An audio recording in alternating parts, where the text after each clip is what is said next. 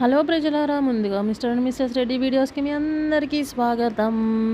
ఈరోజు ఏంటి మామిడికాయ ముక్కలతో కనిపిస్తుంది మిస్సెస్ రెడ్డి అనుకుంటున్నారా?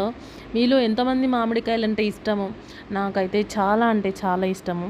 ముందుగా మామిడికాయ ముక్కలు కట్ చేసుకొని వాటర్ పోసి స్టవ్ పైన పెట్టి ఉడకబెట్టాలి. ఈలోపు ఫ్రిడ్జ్లో ఏం కూర వండుదామా అని అనుకుంటే ఫ్రిడ్జ్లో మ్యారినేట్ చేసిన ఫిష్ ఉందన్నమాట. సో మామిడికాయ ఫిష్ ఎంతమంది తింటారు? సో ఇది one of my favourite dish అనమాట. సో మా అమ్మమ్మ నాటి కాలం నుంచి మేము మామిడికాయ ఫిష్ కర్రీ ఇట్లనే చేసుకుంటాము. సో సప్ప పడుతుంది కాబట్టి కొంచెం కారం వేసి మళ్ళీ కొంచెం ఆయిల్ వేసి దాన్ని కలపడం జరిగింది. అలా అలా ముక్కలకి మొత్తం నీట్గా పట్టించేసి కారము, తర్వాత ఉల్లిగడ్డ, పచ్చిమిర్చి ఇవన్నీ వేసుకొని మంచిగా మళ్ళీ కలిపేసి స్టార్ట్ చేయాలన్నమాట. కోర్స్ కొంచెం కరేపాకు కూడా వేయాలి. సో ఇలా కలుపుతూ ఉంటుంది మిస్సెస్ రెడ్డి. అప్పుడు ఆ ఫ్లేవర్స్ అన్నీ ఇట్లా ముక్కులోకి వెళ్తూ ఉంటాయి.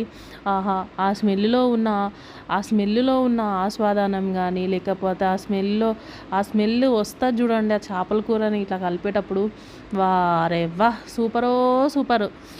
సో అలా కలుపుతూ ఉండగా ఈలోపు ఉడికిపోయిన మామిడికాయ ముక్కలు ఉంటాయి కదా, ఆ మామిడికాయ ముక్కలతో మంచిగా ఇట్లా స్మాష్ చేసి మెత్తగా అయిపోయి అప్పుడు ఆ మామిడికాయ గుజ్జు ఏదైతే ఉందో ఆ వాటర్ తీసుకెళ్ళి ఈ చేపల్లాంట పొయ్యాలన్నమాట.